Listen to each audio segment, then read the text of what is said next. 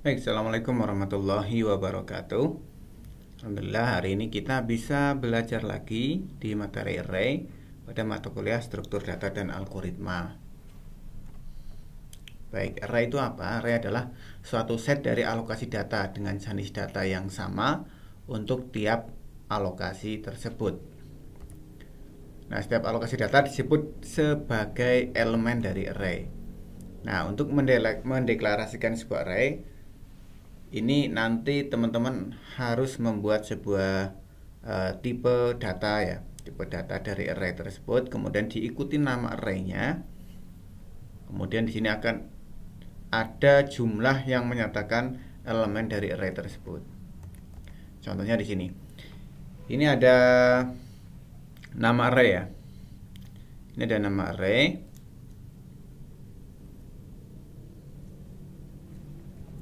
Nah, di sini ada nama array yaitu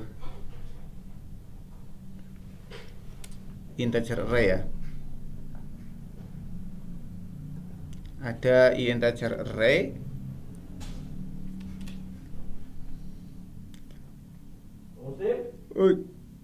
Ini nama arraynya, kemudian tipenya adalah integer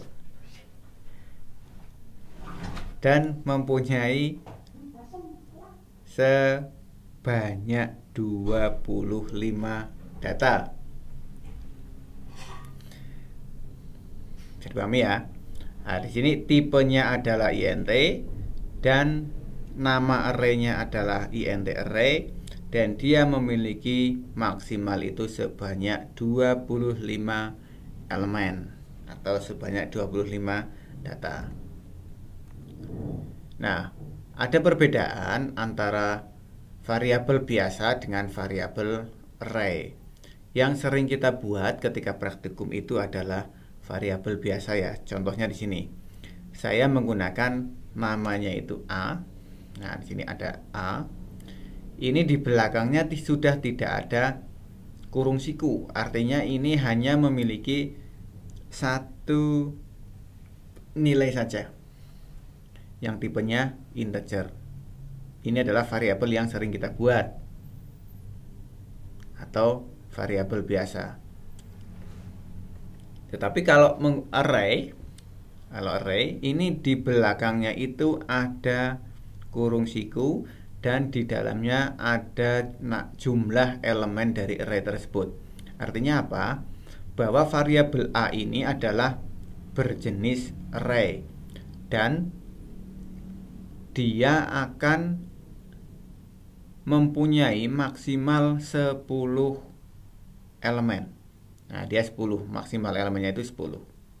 Yang tipenya adalah int. Itu ya. Jadi perbedaan antara variabel A biasa dengan variabel array itu seperti ini. Penulisannya seperti ini.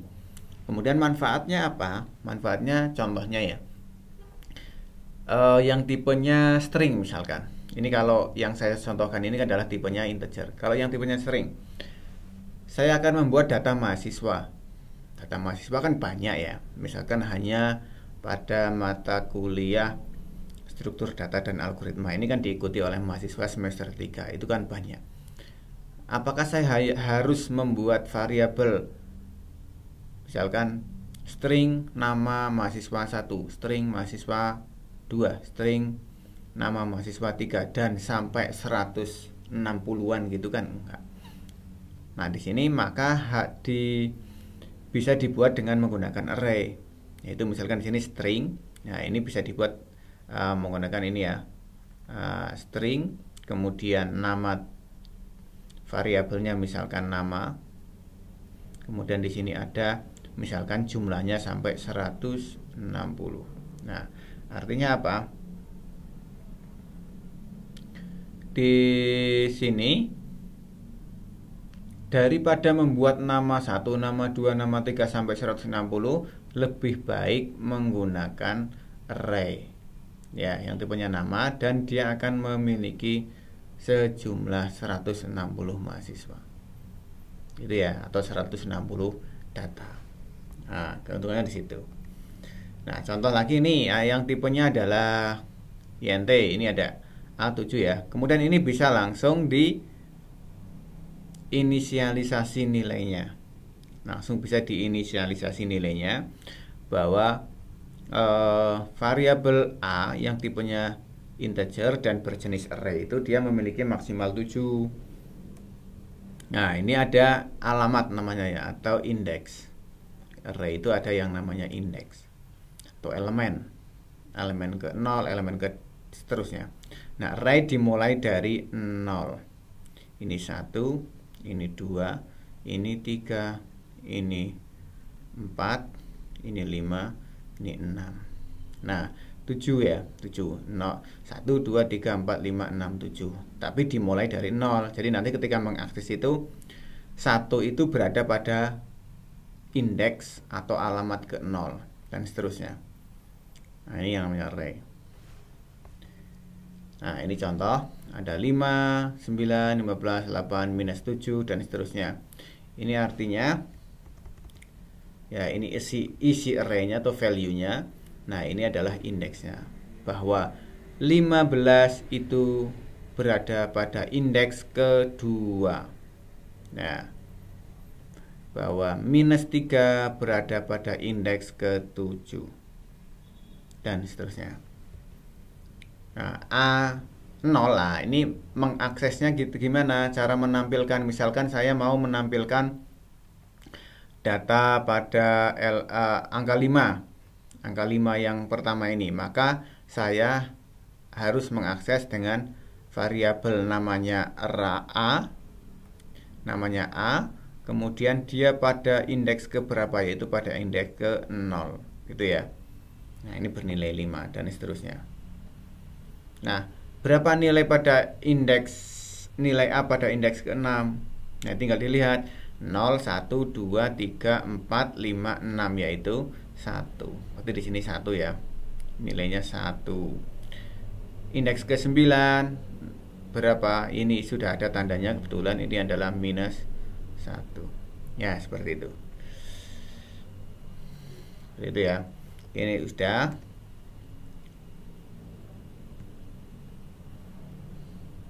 Nah, saya lanjut aja di sini. Nah, menampilkan nilai dari array.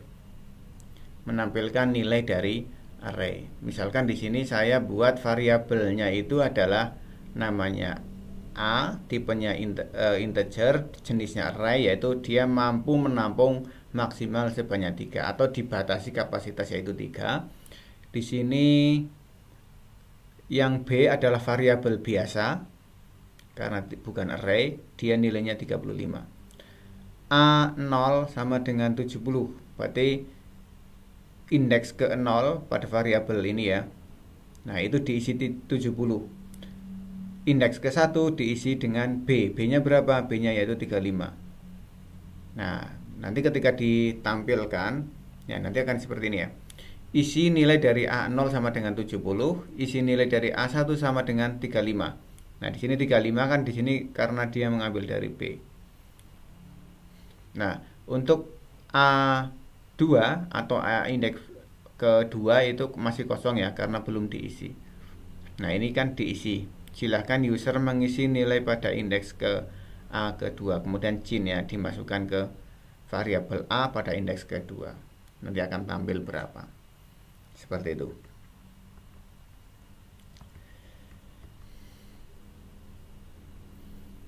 Nah, ini tadi langsung diisi ya, langsung diisi. Nah, di sini bisa mengisi lengkap atau tidak lengkap. Contoh di sini ya. Ini ada A itu 10, datanya 10. Ini langsung diisi lengkap. Dari indeks ke 0 sampai indeks ke 9 itu diisi lengkap. 0, 1, 2, 3, 4, 5, 6 sampai 10 kan ini jumlahnya. Dari 0 sampai 9 ada 10 data. Nah, kemudian kalau ini hanya 10 tapi hanya diisi berapa? Indeks ke 0. Indeks ke 0, indeks ke 1, 2, 3, 4, 5, 6. Nah, ini pada indeks ke 6. Nah, ini berarti artinya masih ada 3 ruang yang kosong. Nah, kalau yang kosong itu dianggap 0 ya. Ini nilai A7 sampai A8 itu dianggap 0. Karena dia hanya mengisi 6. Sudah dikasih ruang 10 tapi hanya diisi 7 data. Maka yang 3 data terakhir itu masih kosong.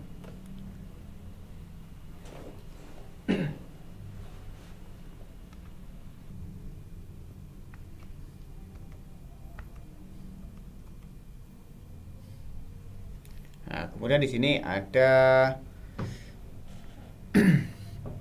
penulisan array tapi jumlah datanya masih dikosongi atau batasan datanya itu masih dikosongi. Kalau penulisannya seperti ini, B kemudian di dalam kurungnya itu masih kosong, ini artinya dia nanti akan dinamis datanya. Ketika diisi dengan 1, 2, 3, 4, 5, artinya dia akan memiliki 5 data. 5 data ya. Dimulai dari indeks ke 0 sampai ke 4. Seperti itu. Nah, di sini ada variabel. Teman-teman sering ya membuat ketika kemarin itu variabel yang tipenya char. Nah, char ini kan ketika teman-teman buat itu sudah ada nilainya ini, ada sikunya 7. Itu artinya dia akan mampu menampung sebanyak 7 karakter. Misalkan Muslim Hidayat itu kan sampai berapa ya? Sampai berapa karakter. Nah, itu ya ini dibatasi. Misalkan teman-teman akan membuat variabel karakter untuk menampung nama. Nah, nama biasanya ada yang sampai 50 karakter ya. Di sini diisi 50. Nanti tinggal terisi berapa gitu. Kalau misalkan teman-teman mengisi 7, di sini dibatasi 7, tapi teman-teman ketika mengetikkan nama itu sampai 30 digit ya, nanti yang tampil hanya atau yang akan tersimpan hanya sebanyak 7 data atau 7 karakter saja. Seperti itu. Nah, untuk mengakses array itu kan kalau mengaksesnya satu-satu itu terlalu lama ya, terlalu lama. Nah, kita bisa langsung contohkan di sini. Saya akan menggunakan program Dev C++ ya. Nah, misalkan di sini ada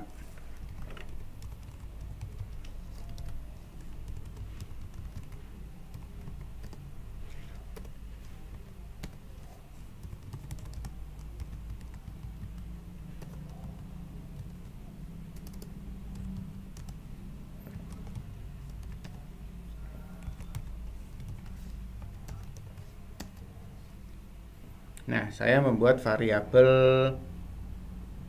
apa namanya? Angka, misalkan angka ya. Angka yang tipenya integer sebanyak 5 data maksimal. Kemudian langsung saya isikan di sini.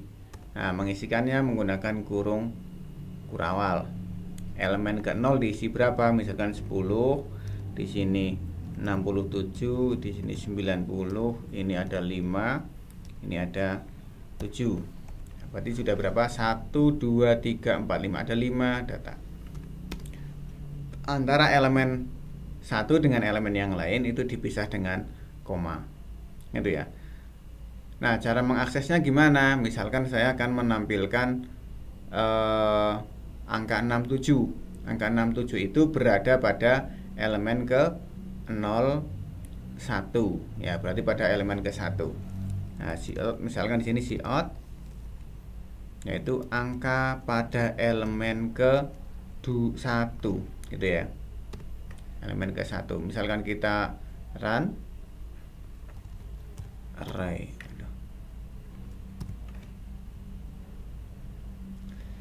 Saya simpan dulu.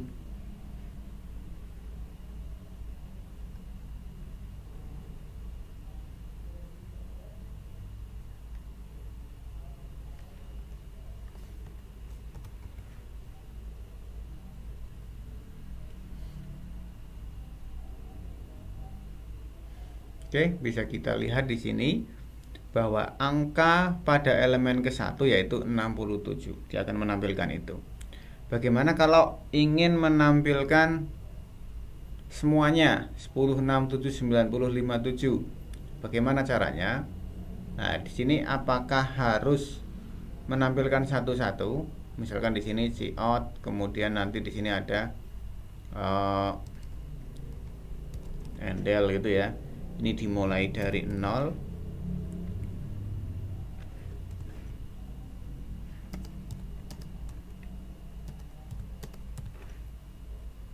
Ini 1, ini 2, ini 3, ini 4. Kalau kita lihat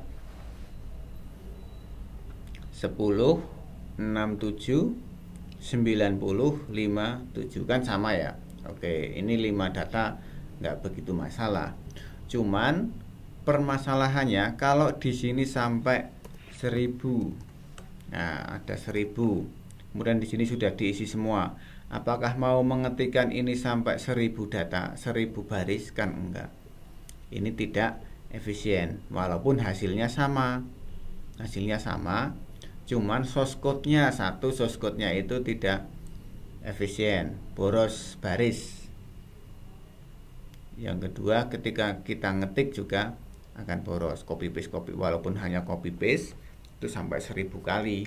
Nah, kita mending memanfaatkan materi yang pernah kita pelajari, yaitu perulangan atau looping.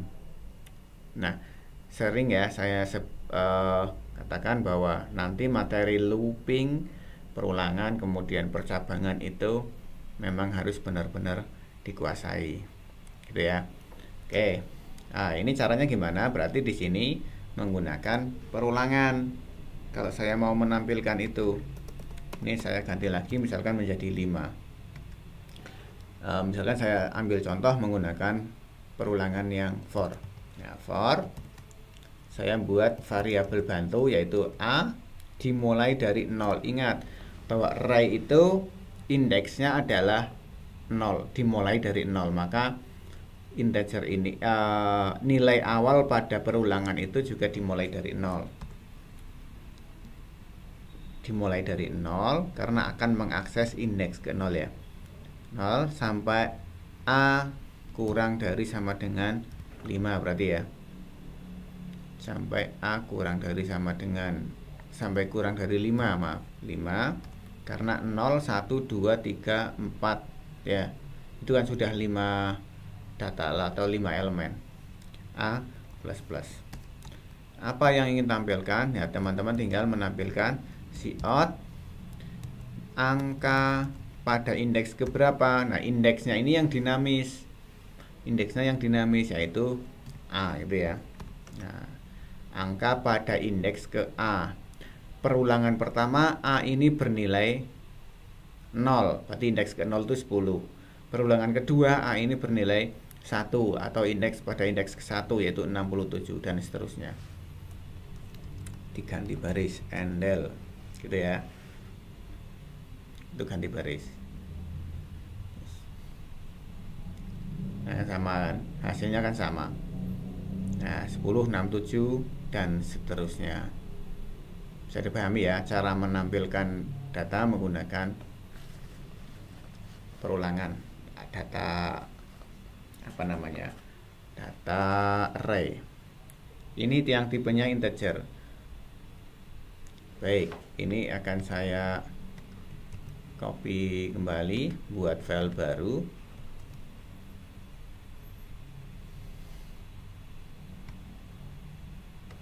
Kalau misalkan kita membuat yang tipenya string, nah tadi kan integer ya, sekarang string. Kalau misalkan untuk menampung sebuah nama itu ya, nama 5 for A. Nah, misalkan di sini langsung diisi nama pertama yaitu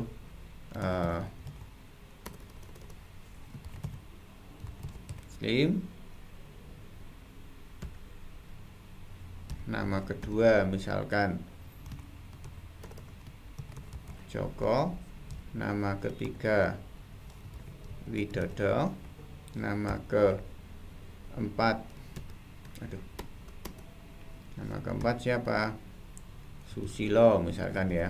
Nah, ini ada 1, 2, 3, 4. Dikasih kapasitas 5 tapi diisi 4. Itu bisa nggak? Bisa. Sampai 5. Ini berarti nama variabelnya itu nama ya. Nama A. Ya, misalkan kita tampilkan array string 2. Hore error. Nah, di sini ada dikurang titik koma ya. Nah, ini dia akan tampil Muslim, Joko, Widodo, Susilo. Hanya 4, walaupun perulangannya sampai 5 karena nilai pada indeks keempat itu masih kosong, belum diisi.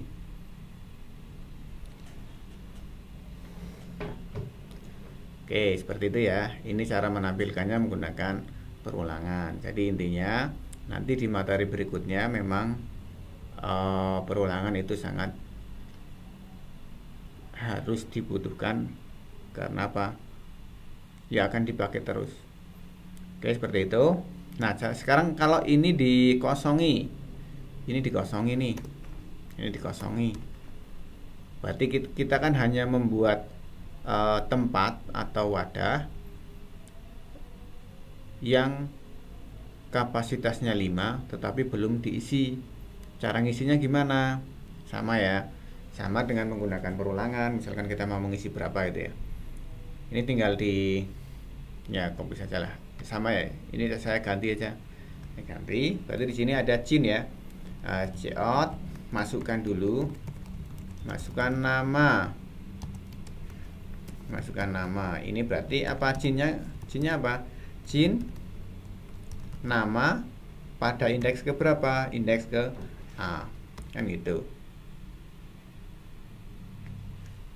Nah, cara menampilkannya gimana? Misalnya di sini dikasih menampilkan isi array. Caranya gimana? Pakai perulangan juga. Ini tinggal di copy saja. For integer A sampai 5 ya. Nah, di sini berarti kan langsung cout seperti tadi. Nama pada indeks ke A. Yaitu handle ya. Handle inline. Inline. Oke, misalkan kita jalankan. Nah, kita kan disuruh memasukkan nama Muslim, Joko, Widodo, Susilo. Nah, terus apa lagi? Masih satu kan? Bambang. Tekan enter. Nah, dia akan tampil ini Muslim, Joko, Widodo, Susilo, Bambang. Nah, di sini misalkan ditambah cout nama yang sudah dimasukkan adalah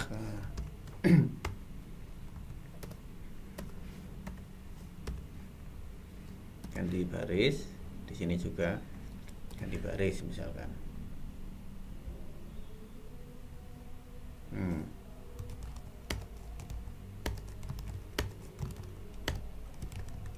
Nah, nama yang dimasukkan adalah Jok, KJ, Yaud, sama ya. Oke, jadi ini cara memasukkan data ke dalam variabel array, yaitu mengakses indeksnya. Ini cara menampilkannya. Nah, A ini adalah yang dinamis ya, sesuai dengan urutan perulangannya. Itu. Oke, mungkin sampai sini sudah mulai bisa dipahami ya, cara memasukkan data ke dalam array dan cara mengaksesnya. Cara mengaksesnya seperti tadi di slide PowerPoint itu kan, kalau mau mengakses elemen ke-5 ya tinggal nama kemudian dalam kurung siku ya, kurung siku 5. Berarti nanti akan tampil data pada elemen ke-5 atau urutan ke-5. Atau dalam bahasa array itu namanya indeks. Seperti itu. Ya, ini adalah array ya. Nah, kemudian di sini juga ada dalam array. Misalkan di sini saya ingin mengetahui jumlah dari keseluruhan nilai itu berapa sih itu ya.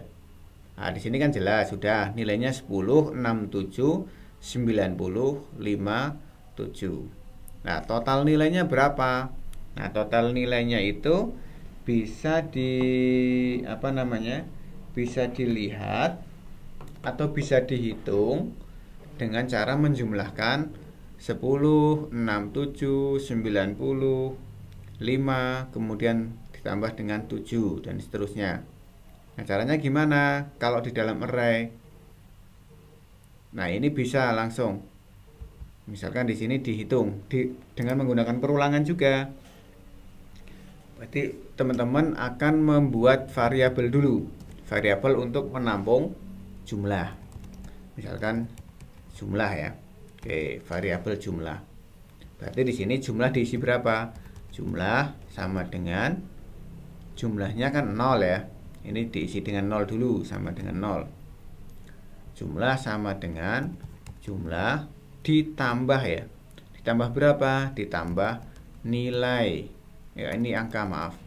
Angka pada indeks ke A. Nah, seperti itu. Jumlah sama dengan jumlah plus angka. Jumlahnya berapa? Pertama, ini kan nilainya kan 0. Nilai ini 0.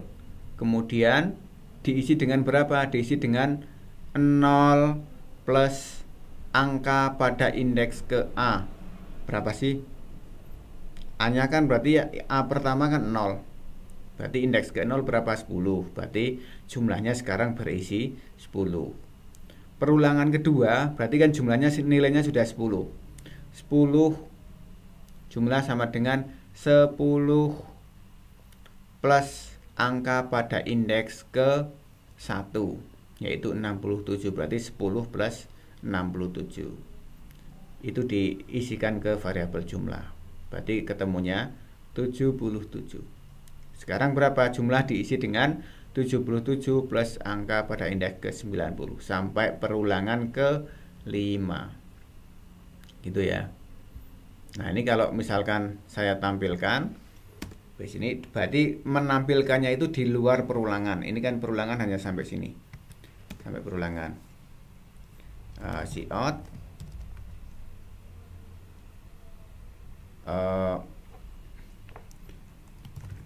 jumlah elemen array sama dengan panggil variabel jumlah. Ya, misalkan di sini ada ditampilkan dulu datanya seperti tadi, cout angka pada indeks ke A, kemudian ganti baris. Ya, jumlah keseluruhan array adalah 179. Nah, gitu. Itu caranya menjumlahkan. Nah, kalau kalau nyari rata-rata gimana? Ya tinggal jumlah dibagi dengan jumlah elemen. Jumlah elemennya berapa? Tergantung nanti inputannya berapa. Gitu ya.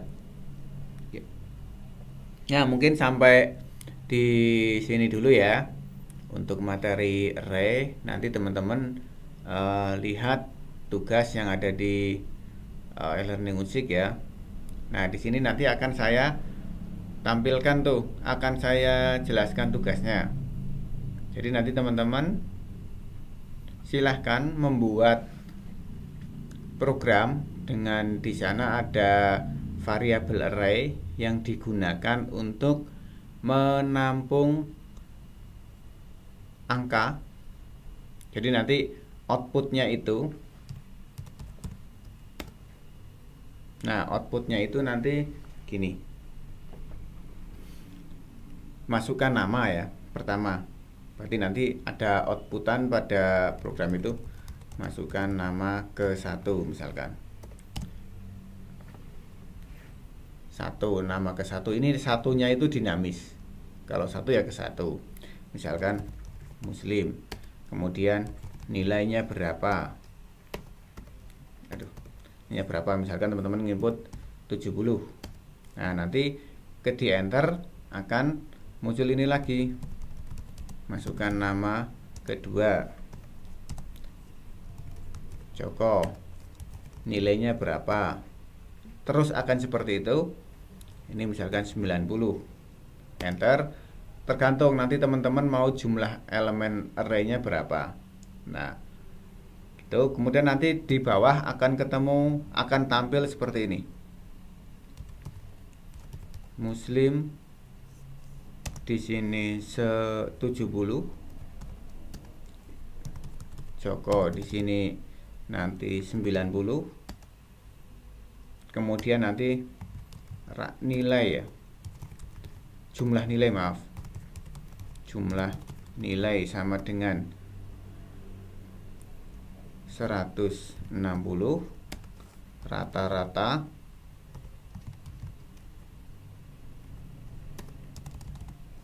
sama dengan berapa ini dibagi 2, 80. Nah, nanti akan tampil seperti itu. Tergantung nanti jumlah array-nya mau berapa. Nah, nanti berarti di sini dimasukkan dulu 5 ya, 5 aja, langsung ditentukan 5 dulu. 5 nilai, kemudian nanti berarti ada variabel array yang tipenya string sama variabel array yang tipenya int untuk menampung nilai. Oke, mungkin itu aja tugasnya, dan nanti mohon untuk diupload di e-learning Unsik ya, atau di Sismik. Oke, mungkin sampai di sini dulu. Terima kasih. Assalamualaikum warahmatullahi wabarakatuh.